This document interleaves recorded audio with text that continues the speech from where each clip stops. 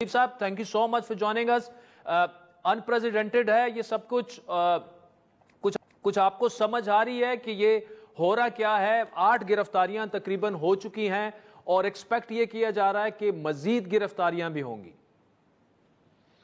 बहुत शुक्रिया आदिल साहब। देखिए, अब ये आप ये तो कह सकते हैं कि एक गैर मामूली नौयत की ये गिरफ्तारियां हैं, लेकिन मैं बहैसियत एक सहाफ़ी के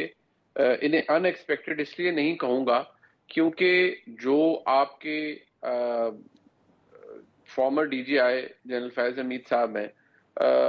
वो naturally he was in the thick of things, और जो उनका मसला विद द इनकमेंट आर्मी चीफ जो इस वक्त हैं जनरल आसिम मुनीर साहब, उनकी तैनाती से पहले भी जो मामला खराब था, जिसके अंदर बहुत से लोगों ने इंट्रीग की,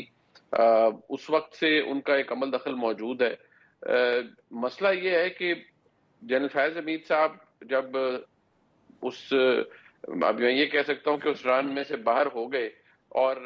ताल्लुक अब उनका ऐसे था कि जब वो चीज़ें ख़त्म हो गई, लेकिन वो पाकिस्तान तहरीक इंसाफ के साथ राब्तों में थे, और पाकिस्तान तहरीक इंसाफ से जिस तरीके का राब्ता उनका था, वो महज कोई ऐसा नहीं था कि कोई कर्टसी कॉल किसी की तरफ हो गई, कोई इनके पास आ गया, या कोई महज कोई ईद के या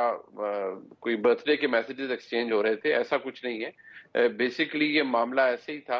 कि बाकायदा तौर पर पाकिस्तान की जो फौज है उसके हवाले से, उसके सरबराह के हवाले से मामलात जो चल रहे थे, उनमें एक इंट्रीग का पहलू आता था कि जी लोगों को मलाइन करने के लिए या एक्सपीयर कैंपेन चलाने के लिए जो मामलात थे उनको हाईलाइट किया जाता था या उन पर बात की जाती थी। नेचुरली वो एक इशू था, और उसको उनको बहुतादिद दफा उनको मना भी किया गया कि ये आपका राब्ता है, आप इससे बाज रहिए, लेकिन वो राब्ता नहीं उन्होंने छोड़ा। मैं ये जरूर आपको बता दूं कि ये जो कोर्ट मार्शल वाली बात है, ये नई नहीं है।